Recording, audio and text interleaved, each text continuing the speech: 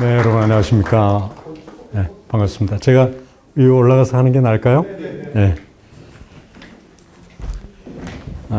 여러분 이번에 그리스도인의 인문학 강좌인데요.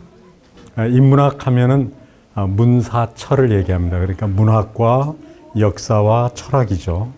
문학은 다른 게 아니고 인간에 관한 표현이죠. 인간이란 도대체 뭔가. 결국 인문학은 인간에 관한 고민이 어려져 있는 그런 역사에 관한 이야기고 또 그거에 대한 좀 더 깊이 있게 들여다보려고 하는 철학이죠. 오늘은 집으로 가는 길이라는 이런 제목으로요. 한번 여러분들하고 이렇게 생각해 보겠습니다. 우리 지난주에도 이 질문을 던졌었죠? 그렇죠. 왜 우리가 신앙생활의 기쁨과 행복이 일상생활에 이어지지 않을까? 그래서 우리가 인문학적으로 다시 한번 접근해 보려고 그러는 거죠. 신앙생활 우리 교회에서 열심히 하고 있는데 왜 그게 일상생활에서 이게 끊어지고 때로는 이게 서로 어울리지 않고 불일치하는지, 또 다음에는 심지어 교회 생활에서 가끔 때로는 자주 왜 우리가 신앙생활의 기쁨과 행복을 잃어버릴까? 대표적인 게 어디서 이걸 잃어버려요? 재직회 활동할 때, 각 재직 부서에서 활동을 할 때 신앙생활의 그 기쁨과 행복은 온데간데 없어져 버리고 다툼이 생기고 때에 따라서는 의견이 다르기 때문에 거기서 오는 갈등, 대립, 같은 성도 간에 이런 것까지 우리는 겪으면서 마음의 상처를 받고 때에 따라서는 교회 나오고 싶지 않은 이런 마음까지 들기도 하고 이제 이런 경우가 제법 많이 있지 않습니까?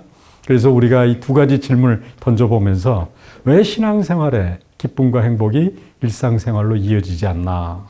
또 하나는 왜 교회 생활에서조차도 이 신앙생활, 예배 때 그 누렸던 그 기쁨과 행복을 왜 우리는 이걸 잃어버리게 될까? 이걸 이제 생각해 보면서 지난주에는 우리가 이런 생각을 해봤습니다. 만남. 우리가 만남이라는 게 너무 만남 없는 만남으로 일상생활에서 심지어 교회 생활에서도 만남 없는 만남으로 그쳐버리다 보니까 신앙생활의 기쁨과 행복을 잃어버린다는 얘기죠. 놓쳐버린다는 얘기죠. 이어지지 않는다는 얘기죠. 그럼 만남 없는 만남이라는 게 뭔가? 만남을 수단화시켜버릴 때 내가 의도한 대로, 내가 생각한 대로 교회 안에서의 만남을, 일상생활 속에서의 만남을 내 스스로 그걸 제한해버릴 때, 또 내 스스로 제한하지 않다 하더라도 구조에 의해서, 회사라는 구조, 사회의 구조에 의해서 모든 만남이 기능화되어 버릴 때, 부품화되어 버릴 때, 원래 만남은 하나님께서 그 만남이라는 계기를 통해서 우리에게 아주 잘 차려놓은 잔치에 초대하는 것과 같단 말이에요. 잔치에 초대되었는데 우리가 수단화시켜버리면 아주 조그마한 음식만 먹고 말아버리는 거죠. 기능화해버리면, 만남을 기능화해버리면 그 기능이 요구하는 대로만 그 의미를 제한시켜버리고 마는 거죠. 하나님은 어떻게 하기를 원하세요? 절대 내가 수단화하지도 않고 기능화되지도 않는 만남의 풍성한 의미를 매 순간의 만남 속에서 우리에게 귀중한 것을 담아서 만남을 허락해 주셨는데, 때로는 내가 원치 않은 만남 속에서도, 내가 원치 않은 질병 속에서도, 내가 원치 않은 어떤 사건 속에서도 하나님은 거기에 선한 뜻을 분명히 담고 나에게 만남을 허락하셨는데, 그 만남을 스스로 수단화해버리고 스스로 기능화해버리면 그 만남에 잘 차려진 잔치를 내가 누릴 수 있어요, 없어요? 누릴 수 없단 말이에요. 이게 지난주 강의의 아주 중요한 내용이었고요. 그러면서 우리가 어떤 얘기를 했냐면 만남이라고 쓰고 그걸 초대라고 읽자. 이렇게 우리가 얘기했죠. 잘 차려진 잔치에 초대되는 것. 만남은 하나님이 다 계획하셔서 만남을 우리가 허락하셨다는 것. 아주 미시적이고 아주 하찮아 보인 만남 속에서도 하나님은 뜻하신 바가 있다는 것. 그걸 보려면 내가 그걸 수단화해서도 안 되고 기능화해서도 안 된다는 것, 이런 말씀을 나눴고요. 그럴 때는 모든 만남은 새롭게 시작할 수 있는 그런 기회라는 것. 새로운 시작, 우리 매일 아침에 새로운 시작을 맞이합니까? 안 합니까? 그런 점에서 새벽을 깨운다라는 것, 아침을 깨운다라는 것은 하나님이 차려놓으신 거룩한 잔치에 우리가 초대된 것과 같죠. 바로 새로운 시작을 할 때 그거는 항상 그 새로운 시작을 두루마리를 말면 그의 안으로 중심으로 들어가잖아요. 그렇죠? 그것처럼 우리의 마음이라는 것도 어떤 오장육부에 어디에 마음의 공간이 있는 게 아니고 모든 일의 시작이 어떻게 새로운 시작을 열어가냐에 따라서 그 사람의 마음가짐이 달라진다라는 것. 모든 일의 중심은 곧 그 일의 마음이라는 것. 사람이 하는 그 모든 일 속에 사람에게만 마음이 있을까요? 이 세상 모든 일에는 마음이 있을까요? 마음이 있어요. 그걸 우리는 중심이라고 그래요. 중심을 잘 잡아야 된다는 것. 바로 우리가 신앙생활에서 받은 그 기쁨과 그 행복을 일상생활에서도 우리가 끊임없이 그치지 않고 잘 흐르도록 하려면 매 순간마다 어떤 만남에서든지 새로운 시작을 열어가고 뭘 잘 잡아야 돼요? 중심을 잘 잡아야 된다. 마음의 중심을 잘 잡아야 된다는 것.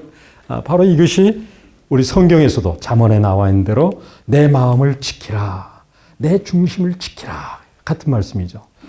생명의 근원이 이에서 남이니라. 생명의 근원이라는 것은 생명의 기쁨이 생명의 샘솟는 그 활력이 생명력이 바로 여기서 남이니라. 그런 점에서 하나님께서 허락하신 모든 만남 속에 우리에게 생명력을 공급해 주시는 그 중요한 창구를 만남을 통해서 우리한테 허락해 주신다는 거죠. 예배 속에서 그리스도를 만나는 것처럼 일상에서도 그리스도는 저를 만나줘요? 안 만나주세요? 만나주신다는 얘기죠.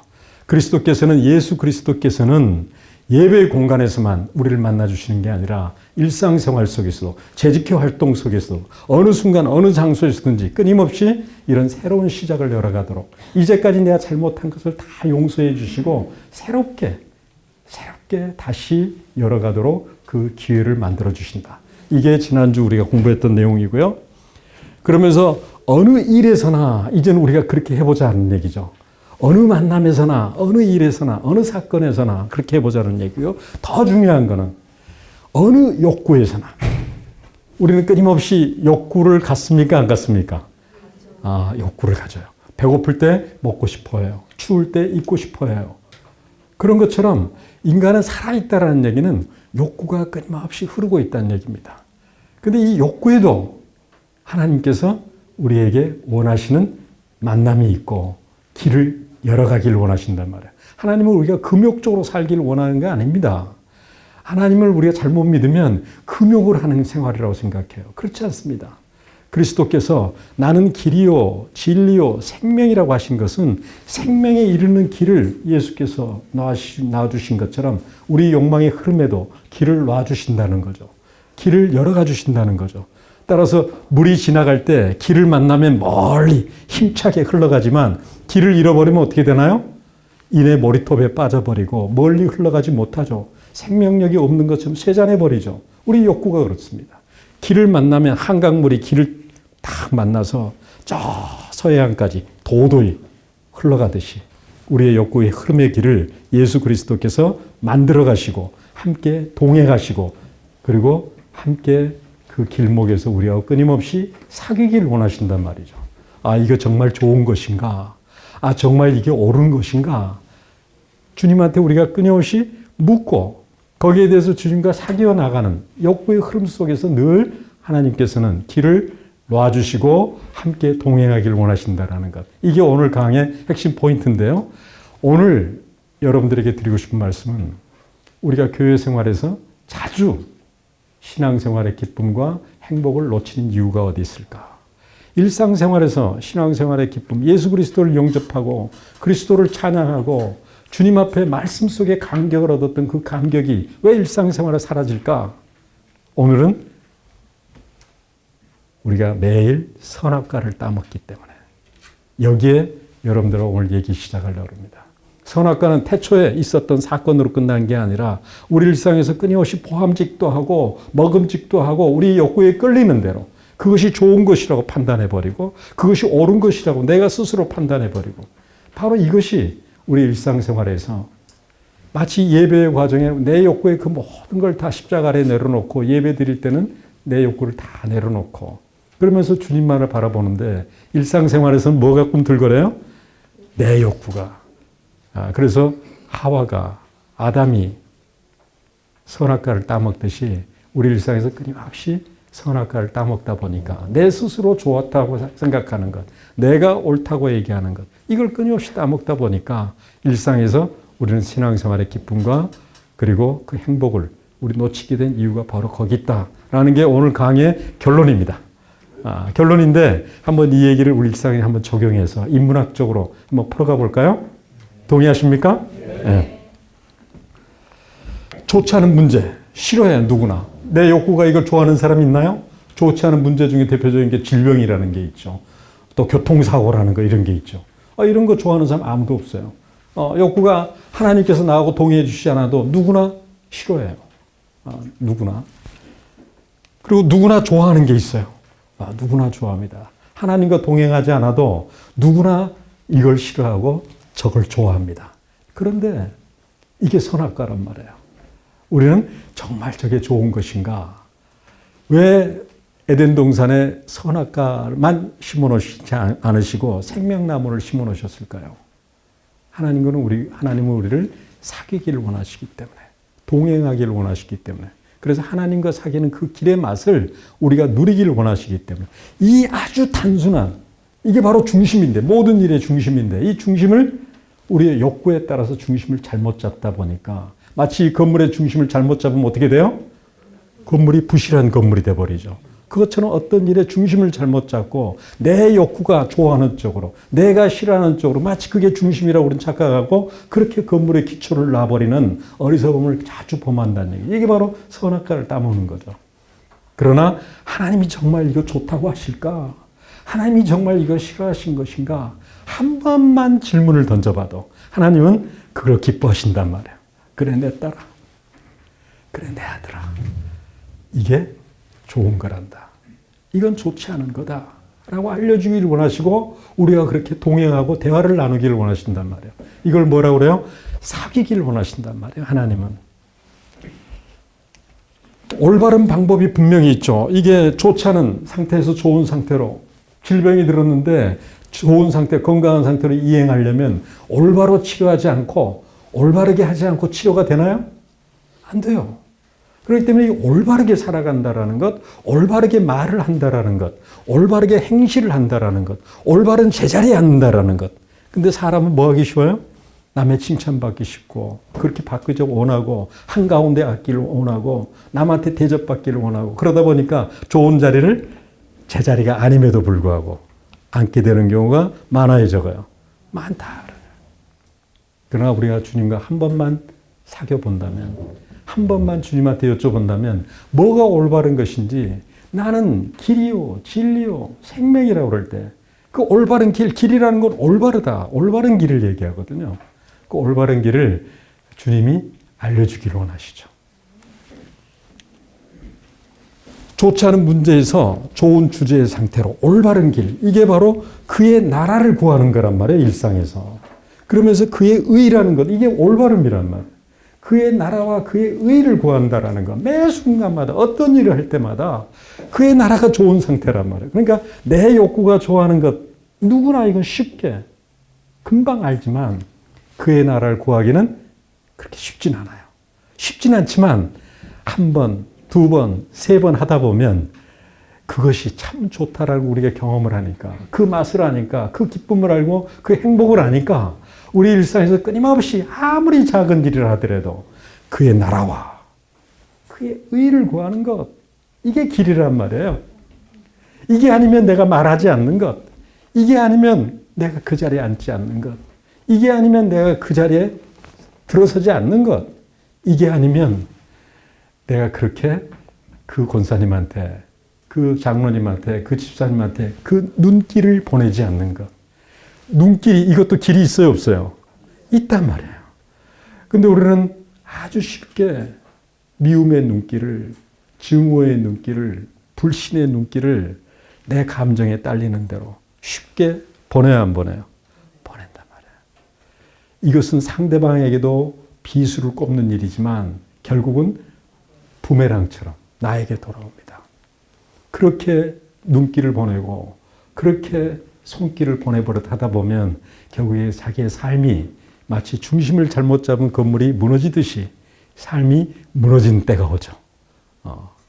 이거는 아마 이 자리에 계신 많은 분들이 경험을 하셨을 텐데, 우리 젊은 분은 이제 아직 경험을 안 하셨을 텐데, 지금부터 우리가 일상에서 작은 일 속에서도 그 아주 작은 말길 하나에서도 그의 나라와 그의 의를 구할 수 있다 없다? 구할 수 있다. 이걸 여러분들한테 말씀드리기 위해서 하나 예를 들면요. 시냇물이 흘러 어디로 갑니까? 강으로 가죠. 강물은 흘러 어디로 갑니까?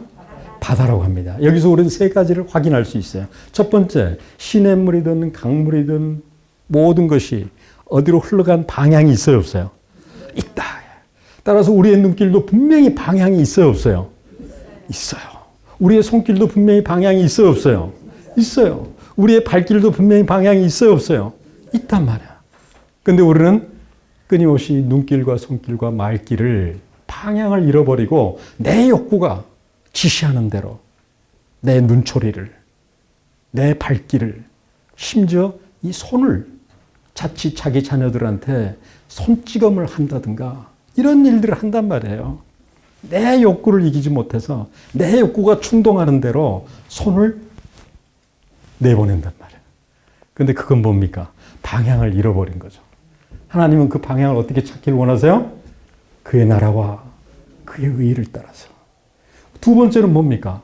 분명히 시냇물이든 강물이든 길이 있어요, 없어요? 있다. 길. 길이라는 것은 한자로 얘기하면 도, 영어로 얘기하면 way. 이거를 불교에서는 법이라고 얘기하고요. 유교에서는 이치라고 얘기하는데 그런 불교의 법이나 유교의 이치와 달리 기독교에서 말하는 로고스, 이걸 우리가 길, 도, 예수 믿는 도, 제자 도를 얘기하잖아요. 다른 종교와 달리 바로 기독교의 가장 중요한 차이점은 다른 종교는 방향이 있겠어요, 없겠어요? 없습니다, 여러분. 그래서 불교에서는 공이라고 그러는 거예요. 비었다라고 그러는 거예요. 인간이 보잘것없이 끝없이 싸우는 이 삶의 현장에서 왜 이렇게 치고받고 싸우느냐? 다 허무한 건데, 공인데, 방향이, 인간의 욕구는 끊임없이 서로를 향해서 집착, 아집에 사로잡혀서 서로 싸우더라는 얘기예요. 불교에서 말하는 건 여기까지예요. 그 유교는 어딜까요?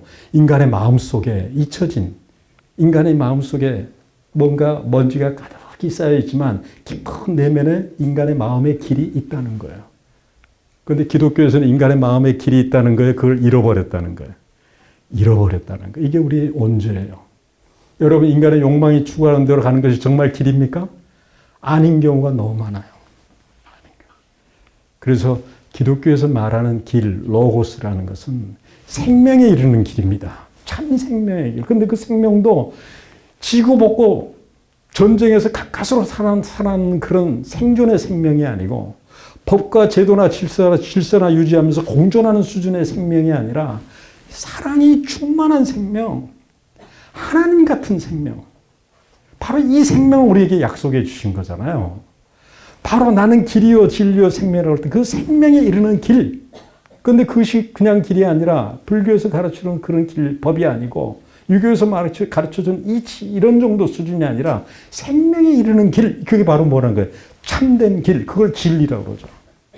따라서 나는 길이요 진리요 생명이라는 것은 따로따로 떨어져 있는 것이 아니라 생명으로 나아가는 참된 길. 그런데 그 어떤 생명이에요? 하나님이 우리를 못나게 우리를 창조하신 게 아니고 하나님처럼 사랑을 나누고 그 사랑의 기쁨을 나누는 그런 영원한 생명, 하나님과 같은 그런 생명, 신적인 생명, 그런 아름다운 생명을 우리에게 허락해 주셨다는 걸 약속해 주신 거고, 우리는 그 약속을 죽고 난 다음에 천국에 가서만이 아니라 이 땅에서 하나님께 약속의 땅 어디를 허락하셨어요? 가나안을 허락하셨잖아요. 그래서 우리가 지난주에 뭐라고 그랬습니까? 좋지 않은 문제 상태가 애굽이라고 한다면 애굽을 떠나서 좋은 주주 상태 이 땅에서 우리는 천국 가기 전에도 우리가 하나님이 약속해 주신 어디를 갈 수 있어요? 가나안을 갔어요. 그래서 이 가나안을 가는 이 광야의 길에서 우리는 가나안이 저쪽인데 이쪽으로 가면 올바른 길이에요, 아니에요? 아니란 말이에요. 그러니까 물어봐야 돼요. 길을 잘 모르니까. 예수님이 약속해 주셨잖아요. 내가 너와 함께 하겠다고.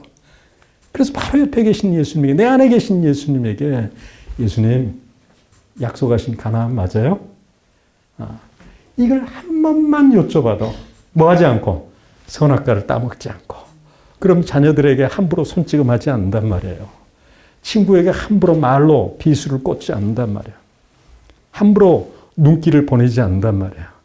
내 안에 살아계신 예수 그리스도께서 내 눈의 길을 인도하시고 내 손의 길을 인도하시고 내 발의 길을 인도하시는 것을 분명히 약속하고 계시잖아요. 그래서 분명히 길이 있다. 근데 이 모든 시냇물과 강물은 바다로 흘러가는데 바다는 저 낮은 곳에 있어요? 높은 곳에 있어요? 낮은 곳에 있어요. 주님은 낮은 곳에 계세요. 주님은 어려워하고 힘들고 고통스러워하는 바로 그 삶의 현장에 마국간에 부유해 오셨어요. 지금도 내 처지를 다 알고 계시며 너 왜 행동을 이것밖에 못해? 너 왜 이것밖에 안 돼? 라고 비난하신 예수님이 아니라 나와 함께 계시면서 거기서 다시 새로운 시작을 열어가길 원하시고 함께 동행하길 원하신단 말이에요. 따라서 여러분들은 사회적으로 칭찬받고 남한테 인정받고 하는 높은 곳에 올라가시려고 그럴 게 아니라 항상 그리스도께서 낮은 곳에 계신 것처럼 우리 교회 뜰에서도 어린 자녀들을 보면 먼저 인사해 주시면 바로 그 안에 예수님이 계신다. 우리 교회 어려워하고 힘들어하는 우리 성도분들을 보면 힘드시죠.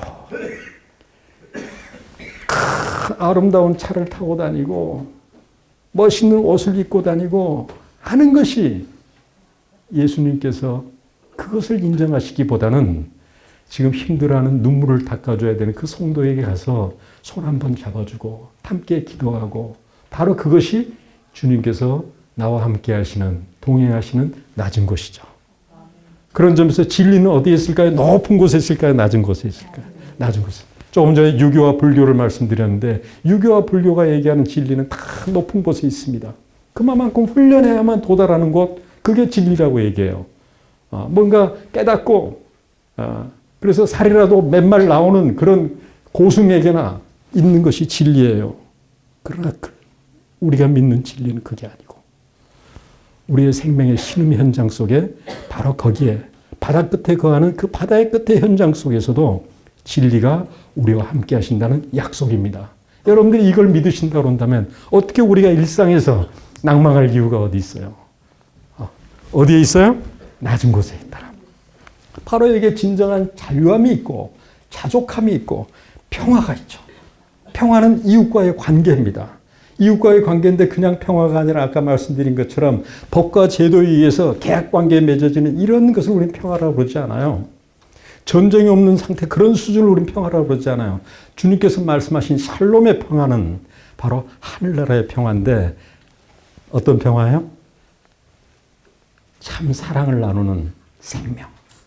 그 생명의 참된 가치를 같이 맛보고 사랑의 교제를 나누는 그 관계 속에서 하나님께서 우리에게 평화를, 샬롬을 허락하셨단 말이에요. 여러분 경험하시잖아요. 예배 중에. 찬송 중에 분명히 경험하잖아요. 그 샬롬을. 근데 일상생활 이렇게 이어가는 방법은 뭐예요? 내 눈길에도, 내 말길에도, 내 발길에도 한 번만 선악과를 따먹지 말고, 바로 따먹지 말고, 바로 한 번만 생명나무를 바라보고, 한 번만 우리 주님을 바라본다면 바로 그 안에 우리 일상에서 행복하게 우리 교회 생활도 정말 우리 영락교회 뜰 곳곳에서 성령이 춤을 추실 때 우리 함께 어깨춤을 추는 그런 영락교회를 생각해 보면 우리 얼마나 아름다운 교회로 우리가 살아가겠습니까? 여러분 그 가능하지 않습니까? 네. 그리스도의 행복은 바로 여기 있다. 이게 오늘 강의의 결론입니다. 자, 그런데 우리는 자주 뭐예요? 선악과를 따먹는단 말이에요. 이거 우리 같이 한번 봉독해 보실까요? 시작.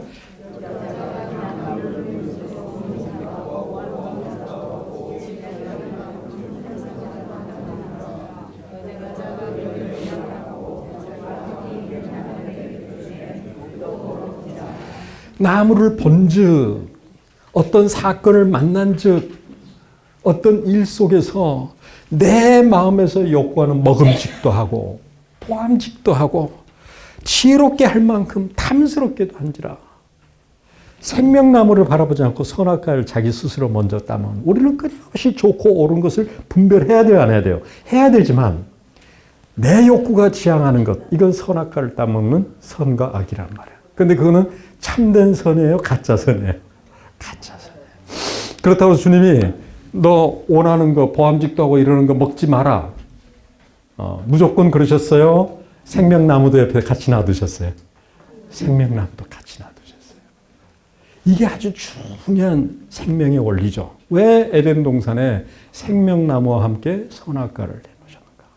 그만큼 우리를 기계와 로봇으로 만들지 않으시고 생명으로 지으셨기 때문에 스스로 하나님의 품 안에 들어오길 원하신 거죠. 그렇기 때문에 선악과와 함께 생명나무를 심어 놓으셨단 말이에요. 자, 여러분 집으로 가는 길, 영화 이게 상당히 벌써 한 20여 년 다 돼가는 영화인데요. 그런데 참 잘된 영화죠. 이 전도연 그리고 고수 주연의 집으로 가는 길. 근데 전도연이가 자기 남편 친구의 속임수에 빠져가지고 쉽게 얘기하면 사기죠. 사기에 빠져서 운석을 하나 프랑스까지 배달해주면, 운반해주면 큰 돈을 주겠다는 그 약속을 받고 운반해줬는데 프랑스 입국하는 과정에 그게 마약으로 발견이 돼요. 그래서 본의 아니게 감옥에 이제 갇히게 되는 거죠. 그러면서 여기서 나오게 되는 아주 어려운 그 과정, 그러면서 집의 소중함, 가족들의 소중함을 아주 관객들을 울리면서 소중한 메시지를 전하고 있습니다. 그러면서 남편 고수가 자기 아내 프랑스 감옥에 갇혀 있는데 뭔가 구하기 위해서 여러 백방으로 노력하는, 대서양 외딴 섬에 갇혀 있으니까 노력하는 그런 내용인데 가족의 소중함을 일깨워주는 영화, 이렇게 여러분들 기억하실 거고 또 안 보셨더라도 그 내용으로 보시면 되겠습니다. 그러면서 실화를 각색한 영화인데요. 여기 지금 뉴스에 나온 것처럼 실제 마약범의 검거가 된 이런 내용이에요. 그러면서 결국 이제 감옥에서 이제 나오게 돼서 가족들의 품에 다시 돌아가게 되는데, 여기서 제가 말씀드리고 싶은 것은 집에는 이중적 의미가 있다. 첫 번째는 인생의 몸을 잠시 의지하는 거처. 조금 전에 전도연이가 얼마 동안 있었던 감옥도 집은 집이에요, 아니에요? 집은 집이에요. 그런 감옥과 같은 집이 있죠. 그러면서 생명의 참된 가치가 실현된 그런 집도 있어요. 우리 일상에서 이런 이중적 의미를 분명히 갖고 있어야 안 갖고 있어요. 오늘 제 어머니가 와 계시는데요. 제가 어렸을 때, 초등학교 때 성적이 기말에 아주 좋은 점수가 나오면 집으로 가는 길이 행복합니다. 야호! 그런데 생각보다 좋은 점수가 안 나와요. 그리고 어머니는 제 성적이 안 나왔다고 한 번도 꾸지람한 적은 없지만 내 스스로 자책이 되는 거예요. 이거 엄마한테 내가 이거 어떻게 보여드리나. 그래서 집에 당장 들어갈까요? 놀이터를 뱅뱅 돌까요? 놀이터를 뱅뱅 돌아요. 근데 이 정도로 끝나는 게 아니라 만약에 형제간에 싸웠다. 부모와 다툼이 있었다. 조금 전에 말씀드린 것처럼 부모한테 손찌검을 당했다. 원치 않은 가슴속에 박힌 정말 싫은 얘기를 엄마 아빠한테 들었다. 그럼 집이 가고 싶어요? 가출하고 싶어요? 가출하고 싶고요. 감옥과 같은 집으로 바뀌죠. 우리 일상에서 이런 감옥과 같은 집 분명히 있어요. 그러나 생명의 참된 가치가 실현된 천국과 같은 집도 분명히 있단 말이에요. 근데 이 차이가 어디서 오냐? 이게 오늘 우리 강의의 가장 중요한 초점이죠. 변신이라는 소설이 있는데요. 이거는 1916년작이니까 벌써 한 100년 된 작품입니다. 이 작품은 프란츠 카프카라는 작품이고 오늘 이 시대에도 고전으로 읽혀지고 있는 작품이에요. 그 변신이라는 작품은 이 주인공인 그레고르라는 주인공인데 자기 아버지가 실직을 하고 그리고 이제 집안에 있게 되니까 아들이 그레고르가 모든 가족들의 생계를 유지하면서 직장 생활을 했어요. 그런데 어느 날 아주 원치 않은 이상한 변신이 생 거예요. 이런 곤충으로 변해버린 거예요, 아들이. 그러니까 온 가족들이 처음에는 깜짝 놀라서 정성으로 자기 아들, 오빠를 돌보죠. 그레고르를 돌봐요. 그런데 이게 시간이 가다 보니까 점점 짐짝처럼 여겨지는 거예요. 그레고르가. 그래서 어느 날 아버지가 먹던 사과를 베먹다가 그 그레고르를 향해서 곤충으로 변하는 거죠. 그 곤충을 향해서 먹던 사과를 던져서 그것이 상처가 덧나서 신음신음 앓다가 죽게 되는 이런 비극적 소설입니다. 자, 그런데 여러분 우리가 생각해 보면 지금 그레고르가 돈 잘 벌 때는 인생의 몸에 의지하는 거처였고 뭔가 거기서는 웃음꽃이 있었겠지만 돈을 안 벌고 가족들한테 짐짝만 되다 보니까 가족들은 어떻게 됐어요? 처음에는 정성으로 보살폈지만 나중엔 점점 오히려 증오하고 썩어져 버려. 없어져 버려. 그리고 더 이상 그 가족들 사이에 있을 그런 공간이 있었어요? 없었어요? 없어졌단 말이에요. 그에게 집은 더 이상 없었다. 자, 그런데 이게 100년 전 작품인데 오늘 이 시대에도 우리는 이렇게 가족들을 기능적으로, 수단적으로 바라보는 경우가 제법 있어요? 없어요? 제법 있습니다. 아빠를 돈 벌어오는 기회로. 그리고 한 가족을 내 욕망을 충족시키는 심지어 자녀를 좋은 직장 간다, 좋은 대학교 간다라는 것을 정말 자녀의 인생을 위하기보다는 나의 욕망의 대리만족으로 그렇게 가는 경우도 많다 해요. 그게 길을 잃어버리면 그렇습니까? 그렇습니까? 집으로라는 영화가 있는데요. 이 집으로라는 영화는 저 유승호가 요즘 한 30대가 넘었기 때문에 이것도 한 20여 년 된 작품입니다만 아마 우리 한국 영화의 고전 중에 하나로 아직까지 인정되지 않을까 싶습니다. 할머니가 외할머니예요. 유승호가 이제 서울에 있던 집에서 마치 엄마가 어떤 부득이한 사정으로 외갓집에 자기 친정 어머니에게 아들을 맡겨놓고 떠났는데 이 함께 지내면서 이 유승호가 이 젊은 이 어린아이가 할머니를 아주 막대먹게 대합니다. 할머니가 말을 할 줄 몰라요. 글을 읽을 줄도 몰라요. 그러니까 이 병신. 그리고 이제 시골 생활이 좀 불편할 거 아니에요. 그러면서 이 할머니를 막대먹게 대하는데 점점 그 할머니하고 장터를 오고 가는 그 길에서 마치 예수님이 우리와 사귀어주시듯이 할머니가 외손주를 아주 극진히 보살피면서 사귀기 시작합니다. 그러면서 얘가 변해요. 어떻게 변합니까? 이제 시골 돌아가게 되는데, 이제 서울로 돌아가게 되는데, 할머니한테 이런 엽서를 보냅니다. 할머니, 많이 아프면 쓰지 말고 보내. 그럼 내가 할머니인 줄 알고 돌아올게. 달려올게. 그러니까 할머니 안부까지 챙기는 그런 어린아이로 훌쩍 성숙해요. 바로 뭐 때문이에요? 할머니의 사랑 때문이죠. 그 이제 서울로 돌아가는 이제 상우의 모습인데요. 바로 이때 집의 이중적 의미가 아주 정확하게 여기도 대비가 되죠. 지금 상우가 머물렀던 외갓집이에요. 인생의 몸을 의지하는 거처예요. 조금 전에 우리 집으로 가는 길에서 전도연이가 감옥에 있던 것처럼 상우에게 처음에 그렇게 느껴졌던 거죠. 그러면서 할머니가 상우를 위해서 백숙을 해주면 내가 켄터키 프라이드 치킨 달랬지 무슨 물에 빠진 백숙을 달랬어. 그러면서 상 엎어버리고 말이에요. 아주 못돼 먹은 그런 외손주인데 할머니와 함께 동행하면서 함께 길을 걸으면서 변화되기 시작한다. 또 변화됐다. 라는 이런 영화인데요. 여기서 감독이 이런 걸 보여주고 싶었다고 합니다. 이 감독의 얘기입니다. 계산하지 않는 것. 뭐가요? 사랑이라는 것. 사랑의 참된 가치는 결국 사랑인데 이것을 계산하지 않는 것, 받으려고 생각하지 않는 것, 설사 내가 사랑했던 사람이 내게 상처를 주더라도 거기에 대해서 원망하지 않는 것, 그러면서 꾸준히 줄 수 있는 것. 바로 이것이 이정향 감독이 집으로 오라고 그 영화에서 표현하고자 했던 내용이라고 얘기한 걸 제가 인용한 거예요. 자, 그런데 여러분들하고 저하고는 지금 여기서 얘기하고자 하는 건 뭐냐면 지난 시간에도 우리가 얘기한 것처럼 이타적인 사랑, 남을 위한 사랑, 헌신적인 사랑, 여기에도 길이 필요하다는 거 안 필요하다는 거예요? 필요하다는 거예요. 아무리 이타적인 사랑이고 아무리 고귀한 사랑이라 하더라도 거기에 하나님의 나라와 그의 의가 길이 놔지지 않으면 뭘로 흘러갈 가능성이 많아요? 자기 집착으로 흘러갈 가능성이 많고 심지어 오셀로라는 그 희곡을 통해서 우리가 알고 있는 것처럼 뭘로 흘러갈 가능성이 있어요? 질투, 시기, 저주로 흘러갈 가능성이 있다. 사실 우리 사랑했던 사람에게 더 큰 많은 상처를 받아야 안 받아요? 받습니다.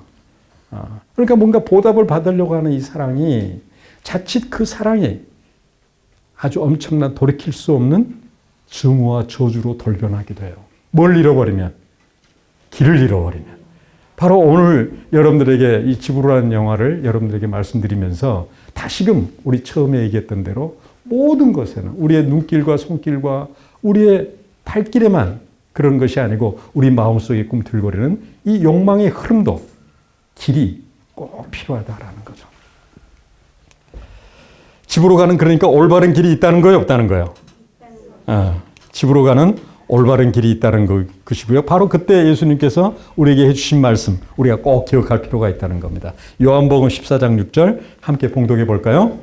예수께서 이르시되 내가 곧 길이요 진리요 생명이니 나로 말미암지 않고는 아버지께로 올 자가 없느니라. 우리 욕망이 끌리는 대로 선악과를 따먹어 버리면 100% 길을 잃는다 그런 얘기예요. 내 욕망이 따르는 대로 내 자녀니까 누구나 사랑하죠. 그러나 그 사랑의 마음만 가지고 기도 없이 자녀를 사랑하면, 예수님과 동행함이 없이 자녀를 사랑하게 되면 자녀를 때로 때릴 수도 있고 자녀에게 엄청난 말로 폭력을 행사할 수가 있어요.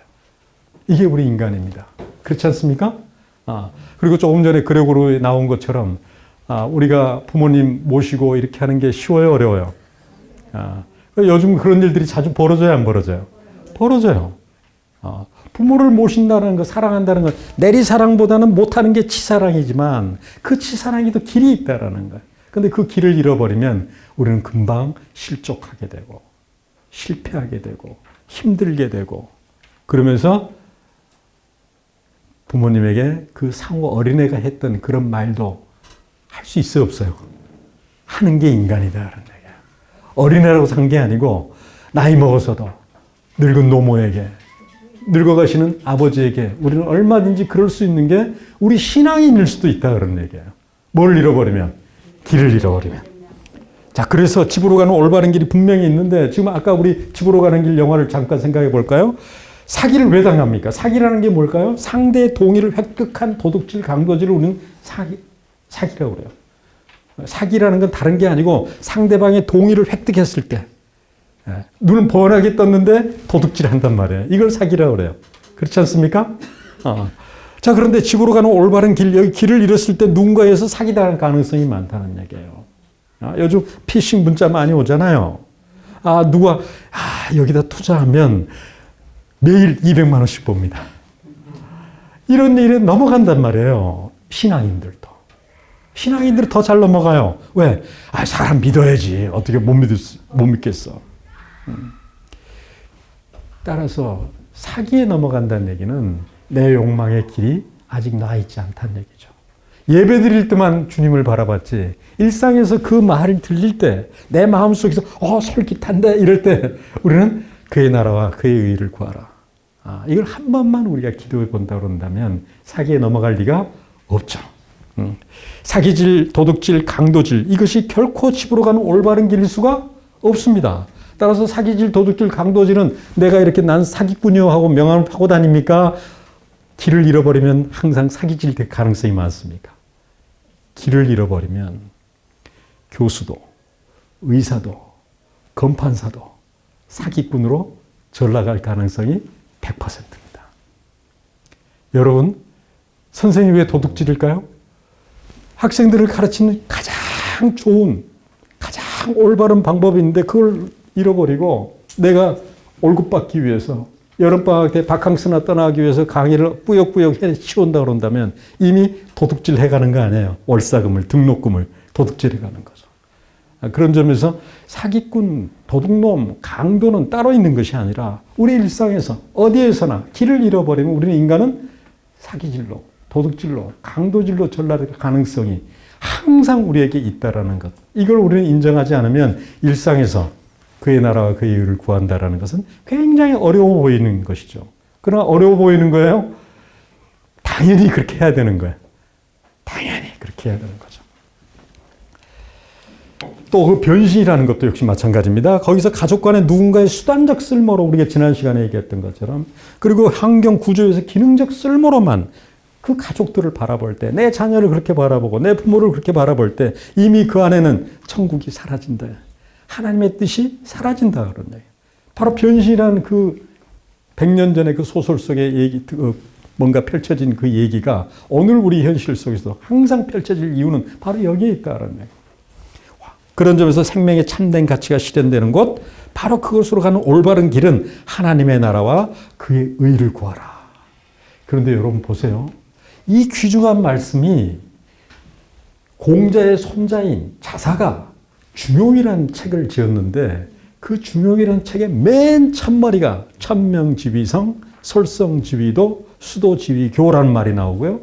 거기서 천명지위성이란 말이 무슨 뜻인지 아세요? 하늘이 기대하는 쓸모. 하늘이 기대하는 쓸모가 모든 사람들에게 모든 사건 속에 있다는 거예요.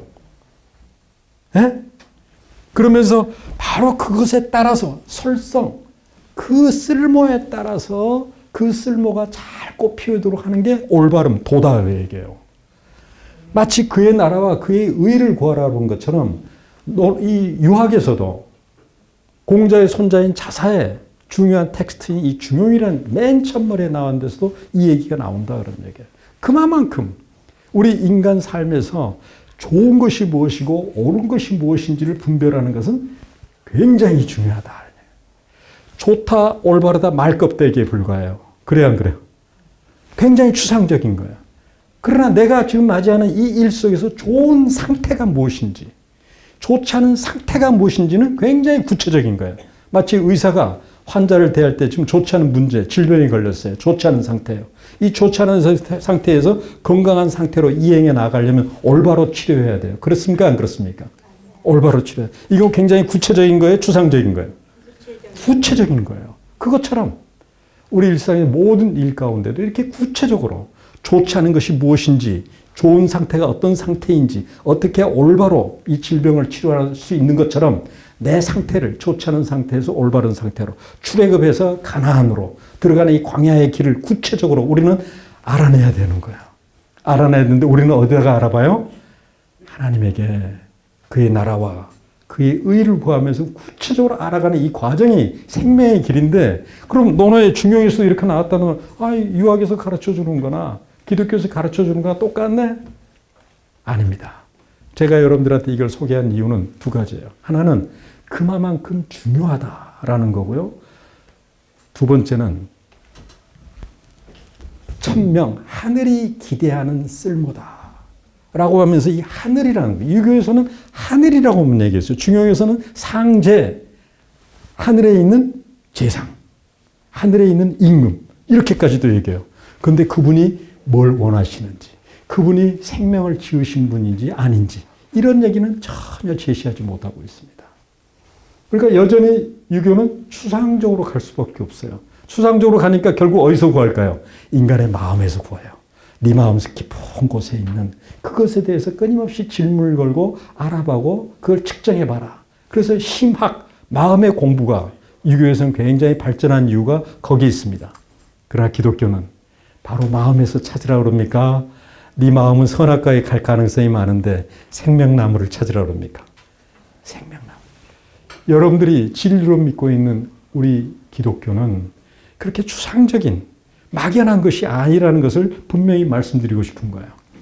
우리 생명을 지으신 창조주께서 이 땅의 낮은 곳으로, 저 바다 낮은 곳으로 오셔서 우리와 함께 동행하시면서 다시 선악과를 따먹는 존재이지만 다시금 용서해 주셔서 출애굽시키셔서 끊임없이 다시 가나안으로, 약속의 땅으로 들어가도록 모든 미시적인 작은 일 속에서도, 친구와의 대화 가운데에서도, 학교 가는 그 길목에서도, 교정에서 만나는 이웃과에도, 우리 오늘 교회 뜨락에서 만나는 어느 집사님과 어느 장로님과 어느 권사님과의 만남 속에도, 내 눈길 속에서조차도, 내 말길 속에서조차도 주님은 길을 내가길 원하신단 말이에요. 우리하고 사귀길 원하신단 말이에요. 여러분 동의하시나요? 네. 집으로, 영화, 여기도 올바른 길이 있다는 거죠. 외할머니에게 집, 상우에게 집이 있고 외할머니와 상우가 잠시 함께 하면서 함께 했던 그 일 속에서 외할머니는 집이라는 게 무엇인지 상우한테 보여준 거예요. 그 일 속에 구체적으로 이 장터를 오며 가며 왔다 갔다 하는데 그 장터에 오르락 내려가면서 그 상우와 함께 거니는 그 길 속에서 외할머니는 사랑의 집을 상우에게 증거해 보인 거죠. 증명해 보인 거죠. 생명의 참된 가치가 실현되는 바로 그곳으로 가는 분명한 올바른 길이 있다라는 것. 이 올바르다라는 것. 오늘 강의 마지막 중요한 포인트는 바로 여기 있습니다. 우리 올바르다라는 것.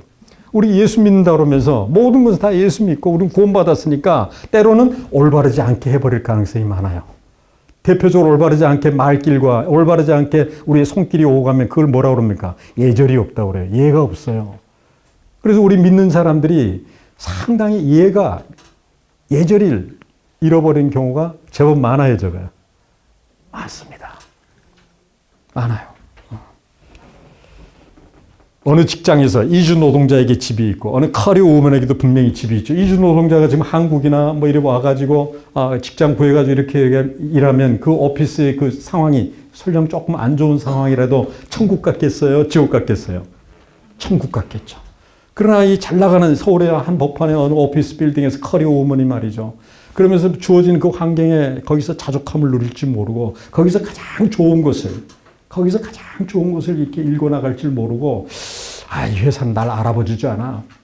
내 회사 또 옮겨서 내 몸값이나 좀 높여볼까? 그러면서 끊임없이 매일 아침 나올 때마다 불평, 불만 속에 직장 생활하고 있다고 생각해 보세요. 그런 경우 많아요, 적어요. 많습니다. 그런데 이 두 사람이 함께 어떤 일을 하면서, 함께 점심을 가고, 함께 어떤 프로젝트를 하면서 그 일 가운데 참으로 좋은 그 행복한 느낌을 가지면서 이주 노동자가 뭔가의 일 속에서 참으로 좋고 올바르게 그 일을 하는 것을 감당해 나아갈 때 커리어 우먼이 감동을 받는 거죠.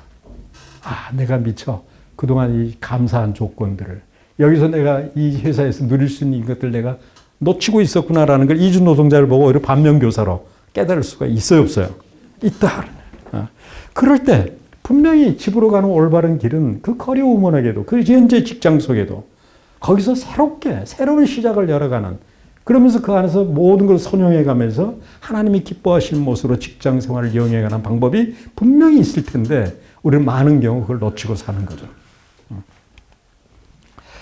집으로 돌아가는 이 상우가 이제 서울로 돌아갔어요. 그럼 여전히 성숙한 모습으로 항상 할머니 안부 챙기듯이 그렇게 했을까요? 다시 천방지축 어린애로 돌아갔을까요? 어른으로 돌아갔겠죠.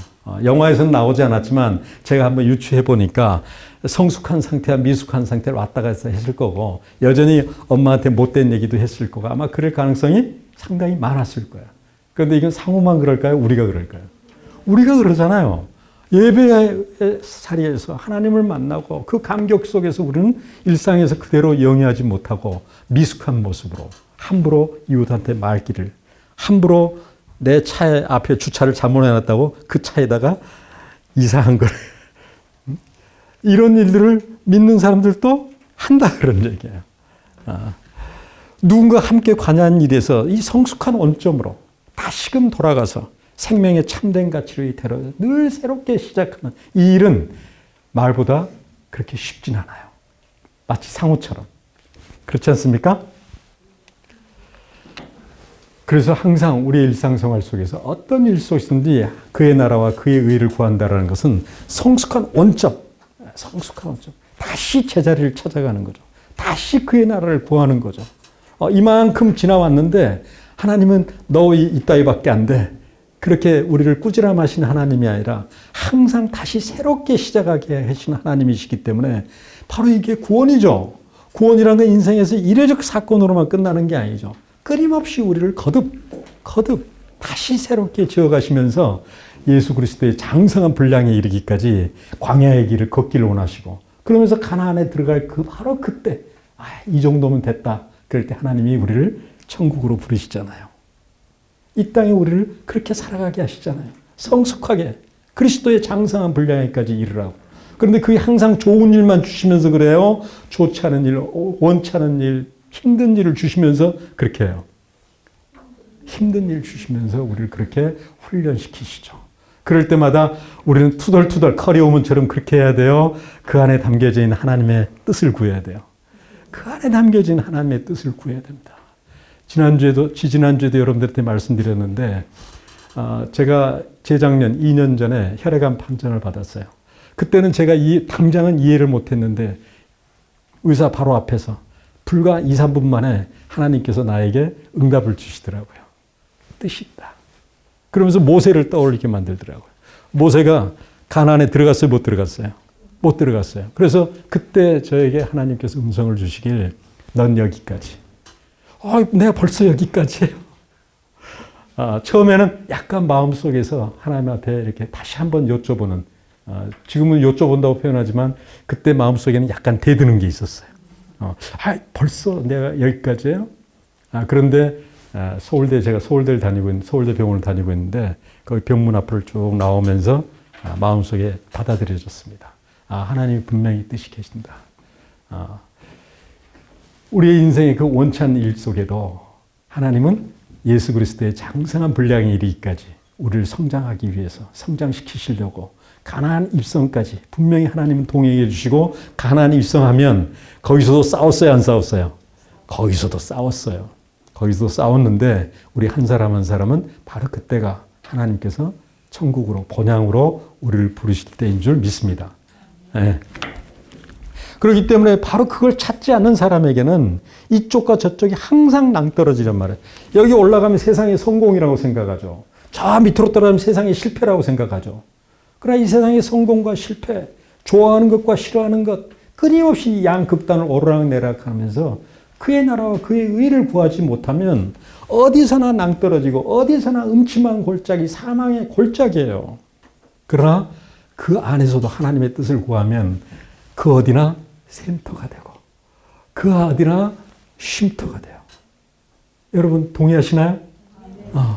그래서 누군가에게는 그 어디나 낭떠러지고 그 어디나 전쟁터가 되는데 이 세상이 어디나 전쟁. 그래서 주일날 와가지고 예배당에 들어오면 거기가 오직 딱 한 번 쉬는 곳이. 그럼 벌써 집에 가서부터 전쟁터가 돼. 직장에 가서 또 전쟁터가 돼버리고. 이거는 우리가 일상생활에서 우리의 욕망이 선악과를 따먹기 때문이다. 이렇게 생각하시면 분명히 주님께서 여러분들에게 그의 나라와 그의 의를 구하는 그 길을 예수 그리스도께서 동행하시면서 열어가실 줄 믿습니다. 네. 하나만 더 보겠습니다. 파랑새라는, 이게 이제 동화라고 그러는데 원래 이게 희곡으로 나온 겁니다. 이게 100년 전에 이것도 작품인데요. 메테를 링크라는 작가가 우리가 행복 이러면 파랑새 딱 떠오르는 바로 그 작품이죠. 이 작품에서 가난한 나무꾼 자녀인 틸틸과 미틸란네가 크리스마스 이브날 행복의 새, 파랑새를 찾아서 여러 곳을 여행하다가 전체가 10마당이 나오는데 9마당을 쭉 거쳐서 마지막 10마당째 자기 자신의 온두막, 아주 싫었던 거, 그 커리어우먼이 자기 직장을 탓하면서 툴툴거렸던 바로 그것처럼 온두막 굉장히 싫었어요. 근데 그 온두막에서 정작 새장에 있던 새가 파랑새라는 걸 발견해요. 행복이 멀리 있다 가까이 있다? 가까이 있다 라는 이런 메시지가 담겨있는 희곡입니다. 자, 그런데 우리는 그 희곡에서는 얘기하지 않았지만 입장을 바꿔서 새 입장으로 한번 돌아갈 필요가 있겠어요. 제가 이 파랑새라는 이 희곡을 들고 나온 이유는 바로 여기기 때문입니다. 그 새의 입장도 생각해 보자. 그럼 새는 그 새장에서 지금 떠나게 되고요. 그거 새장에 그대로 있지 않고 그 틸틀과 미틸란네가 이렇게 파랑새를 만나서 너무 반가워서 그 새를 이렇게 서로 차지하려고 이렇게 하다가 새가 그 새장에서 날아가 버립니다. 그러면은 그 어린애 자매들 입장에서는, 남매 입장에서는 행복이 떠나가 버린 거지만 새 입장에서는 어때요? 감옥에서, 새장에서 떠나게 되고 자기 새 집을 찾아서 가게 된 거 아니에요. 그렇지 않습니까? 예. 그렇게 보면 자연 속에는 자기 자신의 새 집을 찾아서 파랑새가 어딘가 훌훌 나는데 이게 우리가 이렇다 그런다면 이게 바로 애굽이죠. 가나안이죠. 끊임없이 우리는 새장 속에서, 일상의 새장 속에서 집안에서도 늘 새장처럼 산단 말이에요. 철장처럼 산단 말이에요. 그런데 여기서 새 집을, 하나님이 허락하신 그 새 집을 향해서 우리는 훨훨 날기를 하나님은 원하세요, 원하지 않으세요? 원하십니다. 왜? 우리를 그렇게 지으셨기 때문에요. 새장 속에 살라고, 하나님의 명령대로 로봇처럼 살라고가 아니라 네 스스로 훨훨 날아서 약속의 땅 가나안으로 가고 그 가나안에서 천국까지 불림을 받는 그런 너에게는 정말 행복한 너 한 사람 한 사람이야. 생명을 우리에게 그렇게 지어주셨단 말이에요. 그래서 어느 이주 노동자 커리어우먼스에게 어느 함께 관여한 일 속에 끊임없이 우리는 애굽을 떠나서 가나안으로 좋은 상태로 내가 욕구가 원하는 대로 선악과를 따먹자는 거예요. 하나님이 약속한 땅으로예요. 하나님이 약속한 땅. 모든 일 속에 내 말의 끝자락이 하나님이 약속한 그 약속의 땅 가나안이 있을까요 없을까요? 있다 그런 얘기예요. 여러분. 내가 오늘 말씀드리고자 한 핵심이 바로 이겁니다. 내 발길에도 하나님이 약속한 그 약속의 땅이 있다는 거예요 없다는 거예요? 있다는 거예요. 그리고 뭐에도요. 내 눈길에도. 내 눈길의 그 끝자락에도 인간은 영물이기 때문에 내 눈빛이 어떤지는 너무도 잘 압니다. 내 이웃이 잘 알고 내 자녀가 잘 알고 내 부인이 잘 알고 내 남편이 더 잘 알아요. 그런데 이 눈길이 감출 수 있어요 없어요? 없어요. 그때마다 약속의 땅 가나안을 우리가 바라보는 눈길이 바로 생명의 길이고 우리 일상에서도 우리의 삶 속에서 끊임없이 하늘나라와 그의 의를 구하는 바로 가장 중요한 비결이 여기 있다라는 거죠. 그런 점에서 일상에서도 이 세 장을 벗어나서 새 출애굽을 해서 광야의 길을 입가나안, 가나안으로 들어가는 이 일이 일상의 모든 일에서 어떤 일의 순서. 자, 조금 전에 제가 눈길과 손길과 발길만 말씀드렸는데 모든 일에는 순서가 있나요, 없나요? 이때도 하나님이 원하시는 올바른 순서로 해야 되겠어요? 자기가 원하는 대로 해야 되겠어요? 올바른 순서로 해야 돼요. 여러분 비율이라는 것도 이 건물에 철근과 자갈과 콘크리트가 있는데 이 철근, 자갈, 콘크리트가 비율이 있어요 없어요? 비율이 딱 오를 때 우리는 올바른 비율로 해야만 좋은 건물이 됩니다. 그러면 우리의 그 모든 말의 비율도 어디에 가서 내 말만 해야 되겠어요? 비율이 맞아야 되겠어요? 비율이 맞아야 돼요. 또 이 위치라는 것도 그렇습니다. 위치라는 건 제자리, 제 위치가 있단 말이에요. 그런데 사람들은 다 뭐 하기 쉬워요? 내가 인정받기를 원해요. 내가 칭찬받기를 원해요. 그러다 보니까 제 위치를 찾아가요. 엉뚱한 남의 자리 위치를 찾아가려고 그래요. 남의 자리 위치를 찾아가고 만약에 그걸 내가 차지하지 않으면 시기심, 질투 이거에 사로잡혀가지고 우리는 정작 자기의 일을 제대로 못한단 말이에요. 엉뚱한 데 에너지를 낭비한단 말이에요. 이게 우리 일상에서 자주 벌어집니까? 안 벌어집니까? 자주 벌어져요. 그런 점에서 이 위치라는 것도 모든 일에는 범위가 있어요 없어요? 이 건물에도 범위가 있습니까 없습니까? 있어요. 자기가 할 수 있는 일에 범위가 있어요. 그런데 우리는 항상 이 범위를 넘어버린단 말이에요. 어떨 때는 이 범위 차지도 못하고 마치 물이 쩔쩔쩔 흐르듯이 쩔쩔쩔 어쩔 수 없이 대충 일을 해버린단 말이에요. 너무 욕심껏 과도하게 남의 영역까지 침범해버리거나 너무 모자라거나 이거 옳은 거예요 옳지 않은 거예요? 옳지 않은 거예요. 그것을 뭐라 그럽니까? 어떤 일이든지 그 일 속에서 가나안으로 가려면 모든 일의 최소 상태 쩔쩔쩔 흘러가면 안 된다. 이 건물의 기초를 파야 되는데 이 정도 건물인데 한 1m만 판다. 그건 너무 부족한 거예요? 적당한 거예요? 너무 부족한 거예요. 이 정도 건물인데 저 깊이를 한 1km 파버린다. 너무 과도한 거예요? 적당한 거예요? 과도한 거예요. 그런데 이것이 이 건물 짓는 일만 그럴까요? 모든 일이 그럴까요? 모든 일이 그렇습니다, 여러분. 재직부서의 일도, 내가 교회에서 충성하는 일도 너무 어쩔 수 없이 쩔쩔쩔쩔 흘러가듯이 개울가에 물이 발라 비틀어져 가듯이 마치 어디 소가 도살장 끌려가듯이 그 일을 하면 그 일을 올바로 하는 게 아니다. 근데 너무 과도하게 자기 욕심을 자기가 선악과 따먹어가지고 말이야 모든 걸 자기 뜻대로 해야 되고 자기가 이제까지 해왔던 방식대로 하려고 그러고 그건 옳지 않은 거다 그런 얘기. 그렇기 때문에 모든 일의 최소 상태에 딱 들어맞게 최적의 상태도 있겠어요 없겠어요? 있어요. 그런데 이 최적의 상태는 우리는 잘 몰라요. 오직 주님이 바로 이 최적의 상태를 끌어가시기 때문에 그러니까 우리는 어떻게 하면 돼요? 그 주변을 뱅뱅 돌면서 최소의 상태가 안 되도록 최적의 상태로 내 말을 내뱉고 최적의 상태로 내가 어떤 일을 행해 나가는 것, 힘쓰는 것 이것이 바로 주님과 함께 동행하면서 그의 나라와 그의 의의를 구하는 일상에서의 방법이라는 거죠. 집으로 가는 올바른 길, 어느 일, 어느 곳, 특별히 어디서요? 원래 강의 오늘 가장 중요한 초점이겠죠. 내 욕망에서도 이걸 욕구라고도 얘기할 수 있고 소망이라고도 얘기할 수 있고 야망이라고도 얘기할 수 있는 것. 어떻든 뭐라고 얘기하든 거기에는 뭐가 있어요? 항상 좋은 상태, 좋은 상태가 늘 있다. 이걸 그의 나라, 하나님의 나라라고 그런다. 내 말 끝에도 그의 나라가 있다 없다? 있다. 내 발길에도 분명히 그의 나라가 있다. 내 눈길에도 그의 나라가 있다. 이게 오늘 강의의 가장 중요한 내용이고요. 항상 이 눈길이 내 욕망이 흐른 대로 가야 돼요. 그래서 선악과를 따먹어야 돼요. 아니면 생명나무를 바라봐야 된다. 하나님을 바라봐야 된다. 숨 쉬듯이. 날숨과 들숨, 숨 쉬듯이. 날숨을 쉬고 들숨을 쉴 때 우리는 새롭게 시작하잖아요. 모든 순간을 새롭게 시작하는. 그러면서 집으로 가는 길이 이례적으로 해서 완결되는 거예요. 여러 번 시행착오를 거치면서 하나님 우리를 자라가게 하세요.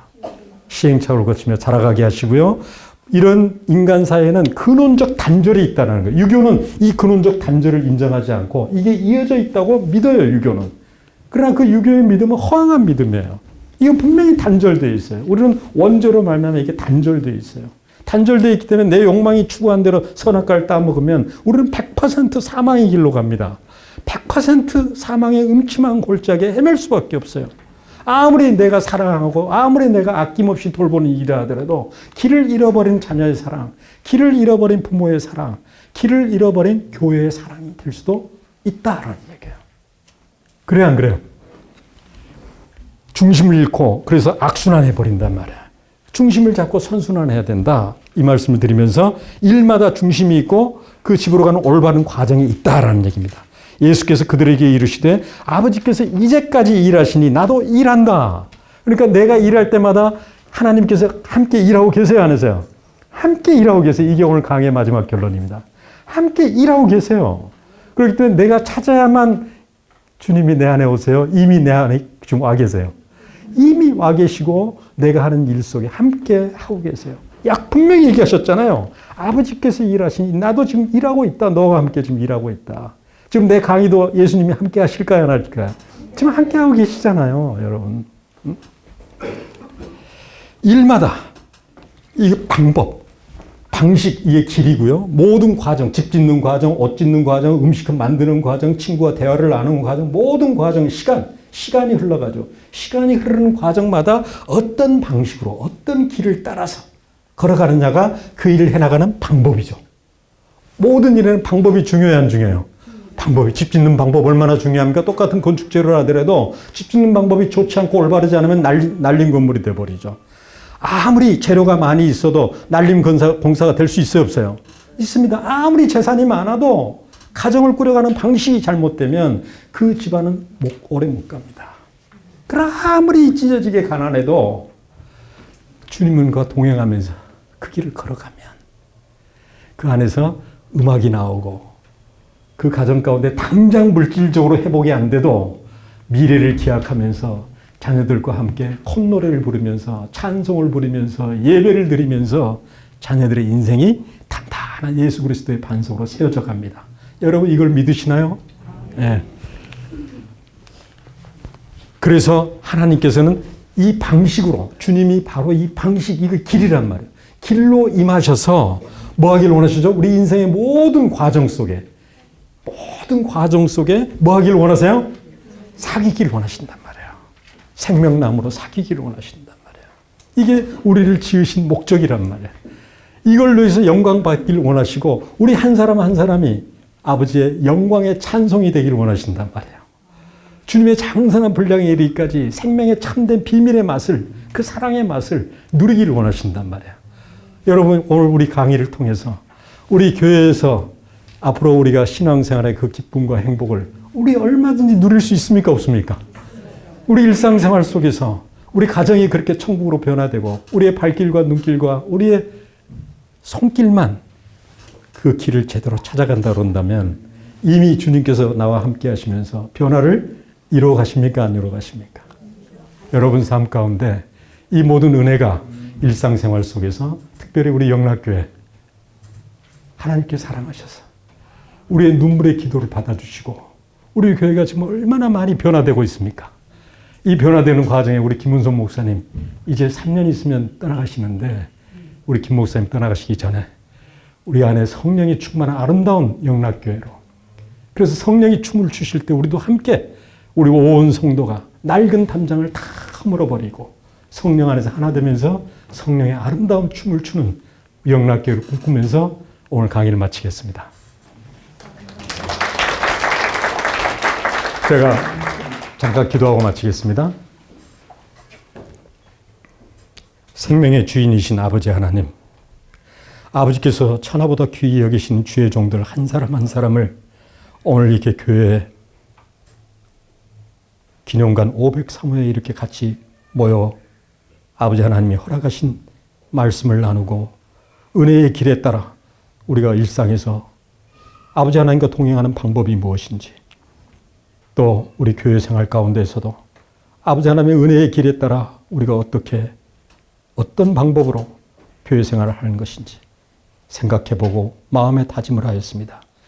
주의 영이 늘 날마다 함께 해주시고 우리를 이끌어 주실 때 우리 각자의 일상이, 우리의 언행이, 우리의 모든 행실이, 우리의 눈길 하나까지도 주 예수 그리스도의 은혜에 덧입혀져서 보혈의 의지에서 성령님께 영광 올려드리는 귀하고 복된 주의 종들 다 되게 하여 주시옵기를 우리 주님 예수 그리스도 이름으로 기도드리옵나이다. 아멘. 감사합니다.